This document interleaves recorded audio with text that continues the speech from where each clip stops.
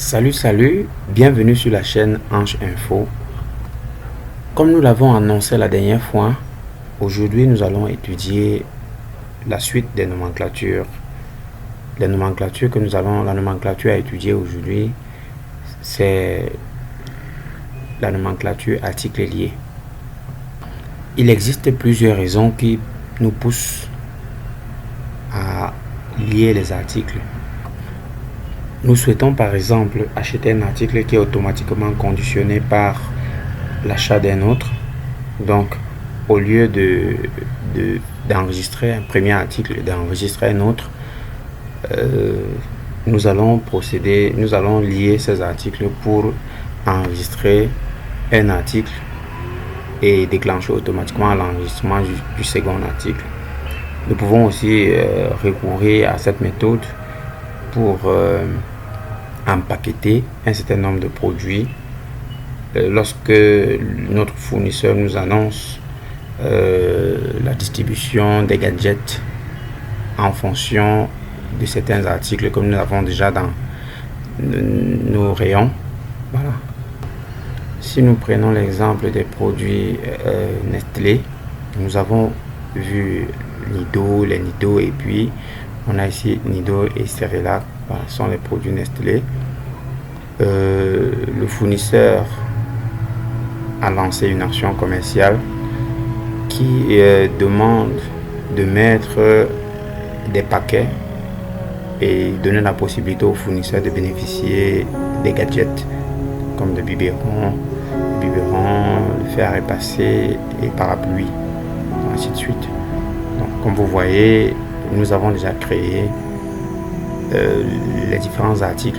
Donc nous allons par la suite étudier comment rendre cela automatique, comment automatiser la vente, donner la possibilité. Le problème ici, lorsque nous avons créé des packages, il devient à un moment donné difficile. Lorsqu'un client prend par exemple un paquet de 15 articles, différents, il devient un peu difficile pour celui qui gère le comptoir, qui fait la facturation, de faire une facturation pièce par pièce. S'il le fait, ça peut tout le temps occasionner des erreurs. Donc, on est amené à lier ces articles pour donner la possibilité ici au gestionnaire de stock de bien suivre ses stocks et de permettre au service de vente de gagner en temps. Nous allons créer ces nouveaux articles. C'est Pro 02, disons promo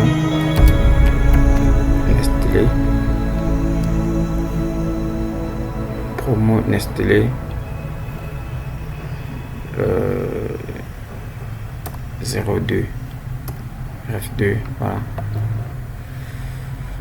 Ces articles, à partir d'ici, nous devons attribuer. Quand nous attribuons des familles, il faut choisir la méthode. Il faut savoir déjà la méthode de gestion des stocks qui a été choisie. Parce que si nous ne voulons pas suivre l'article en stock, ça ne vaut pas la peine de lier ici à une famille qui va suivre le stock. Donc, pour mon choix ici, je vais prendre les frais accessoires, frais information, parce que c'est pas suivi en stock. Voilà. Là, par exemple, je vais juste donner un article qui va nous obliger la vente des autres, et donner aussi la possibilité qu'on puisse vendre les autres articles sans vendre le grand ensemble. Donc celui-ci, c'est le grand ensemble. Si on le vend, il vend automatiquement les articles qui le composent. Mais cela n'empêche en rien qu'on vende l'élément, qu'on vende l'article qui est dans la composition. Ok. Donc, on choisit article lié. Et il y a nomenclature.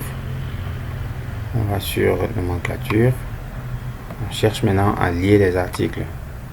cherche maintenant à lier les articles pour former les paquets que nous avons dit tout à l'heure. Donc, nous prenons pour notre exemple. Supposons que lorsque le client prend par exemple le Nido, supposons que lorsque un client prend le Nido 900 grammes, le Nido 400 grammes et le Cerelac 400 grammes, que la machine, que le système automatiquement demande à lui donner un fer à repasser. Donc je vais mettre les références. L029, voilà, Nido 900 grammes, voilà. Je conditionne à 2 boîtes. Donc si le client achète 3 boîtes de suite, si le client achète 3 boîtes, si le client achète 3 boîtes, oui, voilà. Si on va choisir le dépôt qui existe déjà, un dépôt qui existe déjà à usine, voilà. Si le client achète 3 boîtes, voilà, on ajoute notre composant.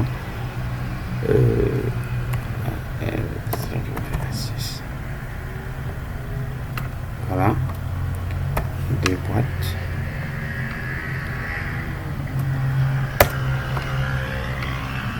Celle-là 400 grammes.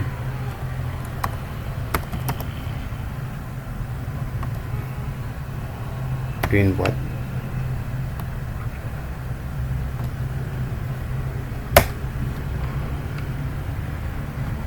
Cela donne droit à un fer à repasser.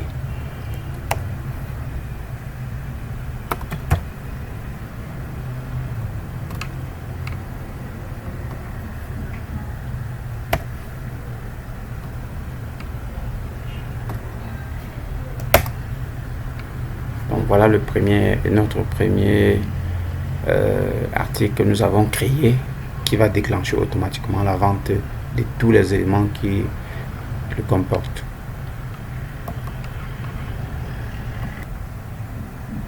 À la vente, voilà. Voulons faire une facture de vente rapidement. Vendre. Ok. Vendre.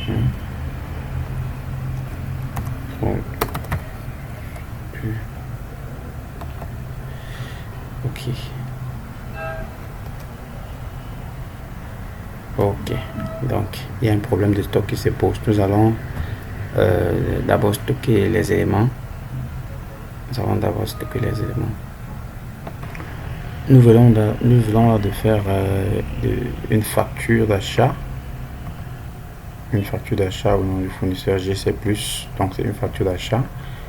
Voilà, ça nous permet de savoir où nous avons stocké nos produits. Voilà. Ok, revenons à notre facture de vente avec le client Ismaël. Donc le produit était Pro 02. Ok, Pro 02.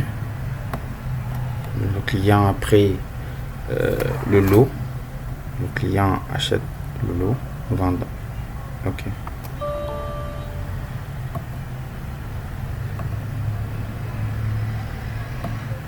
Voyons que la facturation de l'article initial nous renvoie automatiquement la vente des autres articles, y compris les gadgets que nous devons distribuer aux clients.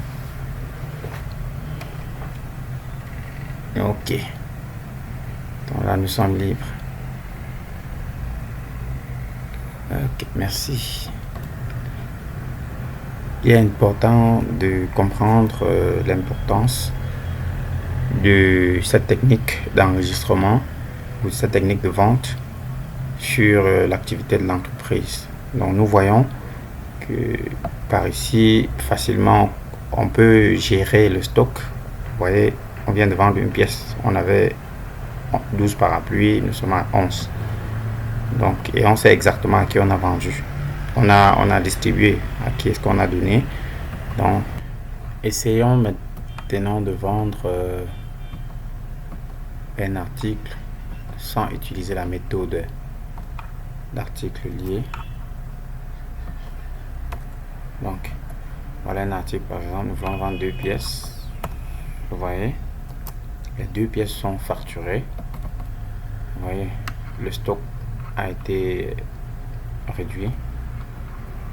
Donc, pour dire que nous sommes en même temps en train de gérer le stock des composants et gérer le stock de l'article principal.